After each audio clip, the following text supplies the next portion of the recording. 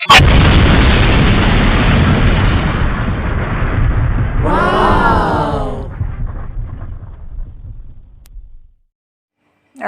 عليكم ورحمة الله وبركاته. أهلا بكم حبايبي في قناتي، قناة نانا هوم.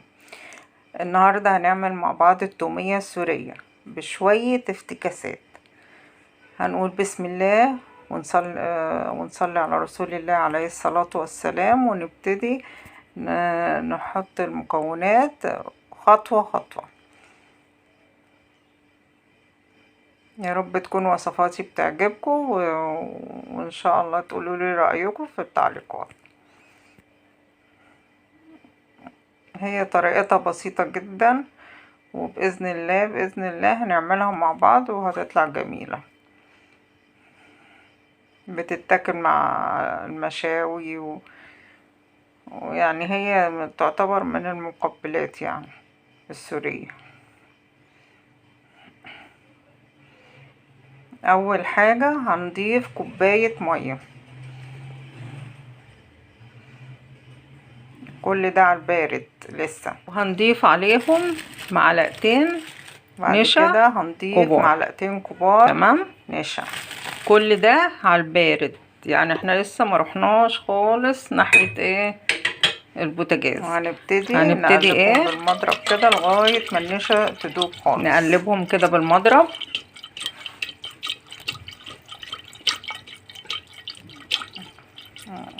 خطوة خطوة مع بعض لغاية ما النشا تدوب خالص مع ايه مع المية. تمام.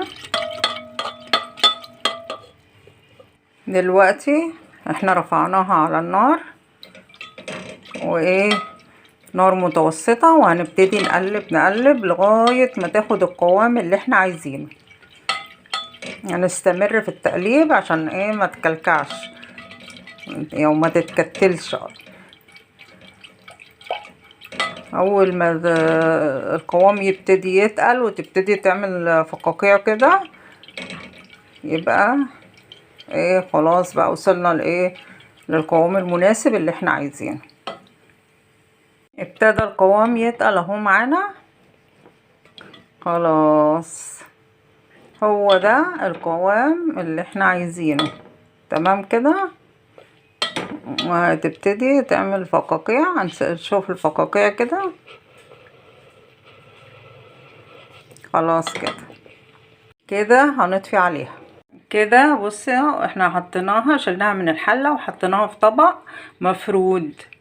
ليه؟ عشان لازم هنوزعها كده ونسيبها تبرد خالص. تمام.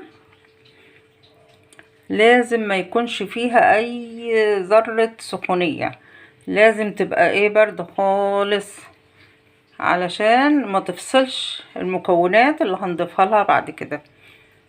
تمام. هنسيبها بس كده وايه ونسيبها تبرد خالص. دلوقتي هي بردت شوية، بصوا لما بتبرد بيحصل لها ايه. تمام. نبتدي نلمها كده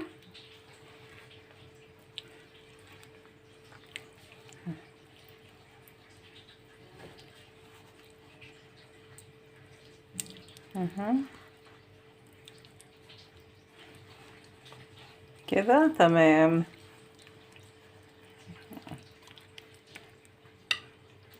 واحنا محضرين المكونات اللي هتتحط معاها في الخلاط، عندنا حوالي نص كوباية زبادي، وعندنا عصير ليمونة، وعندنا ملح وشوية سكر وشوية كمون. ليه بقى شوية سكر وشوية كمون؟ شوية سكر عشان اصلا هي يعني مش اصلا يعني هي ساعات بتتعمل بالمايونيز، والمايونيز بيبقى فيه اضافة سكر. وبعدين الكمون انا بحب اضيفه علشان التوم، عشان ايه ما يعملش انتفاخات ولا كده. هو المفروض ما تتكترش منها، هي بتتاكل مع الحاجات المشوية، ويعني بتبقى كده يعني الكفتاية مثلا تعمليها بالتومية وتاكليها كده يعني. وعندنا حوالي ربع كوباية زيت، بس الزيت هنعرف منه يعني هنعرف القوام الاول. محتاج زيت نضيف له، احنا هنضيف الزيت بالتدريج.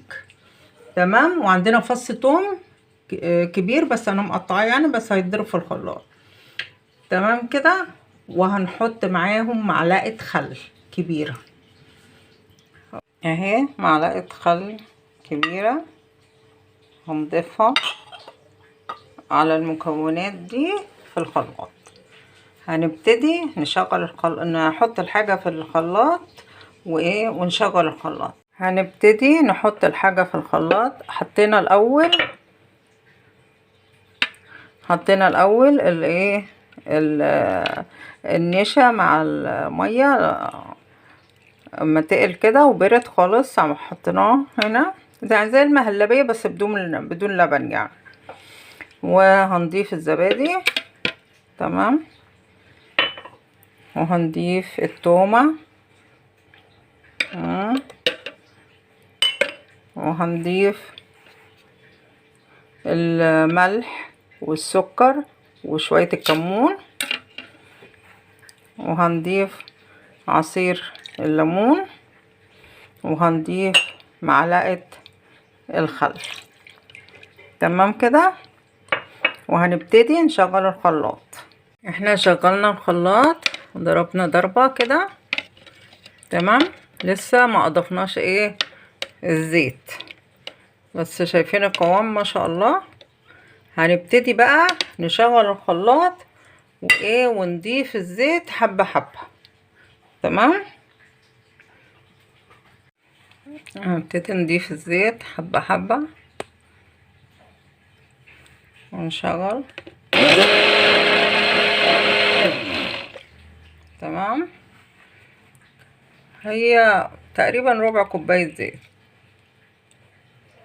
تمام.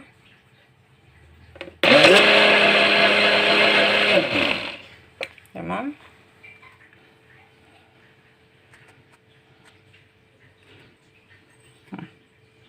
وهضيف الحبة اللي فاضلين.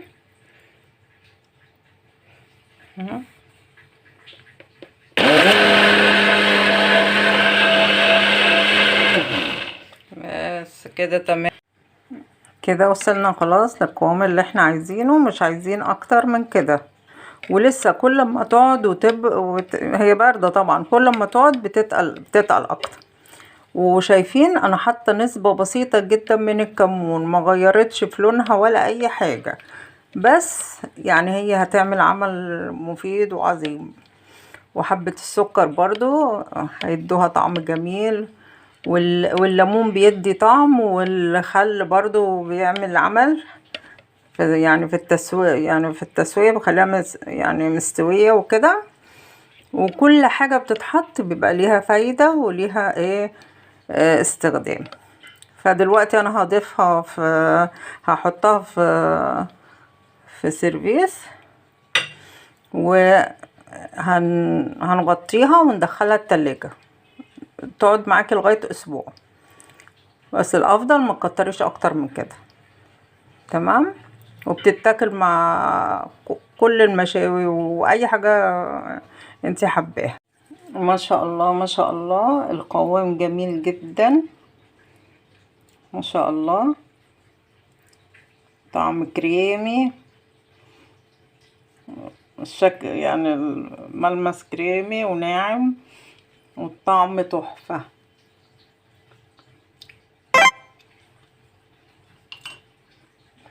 طعم الليمون مع الخل مع الكمون مع السكر مع الزبادي مع كلها كده، كلها على بعضها حاجة تحفة. التوم طبعا عايزة زوديه، بس انا عشان دي كوباية واحدة، كوباية مية ومعلقتين نشا، اضفت تومية كبيرة وقطعتها صغير. عايزة تزودي التوم اكتر من كده زوديه، دي حرية شخصية. تمام. وممكن نجيب كاتشب ونزوقه بيه او كده نزينه يعني. والى اللقاء في فيديو جديد سهل وسريع ومفيد، ويا رب تكون وصفاتي بتعجبكم. والسلام عليكم ورحمة الله وبركاته.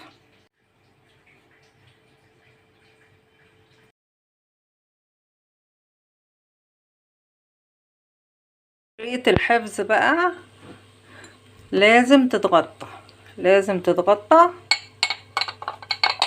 وتتحط في التلاجة.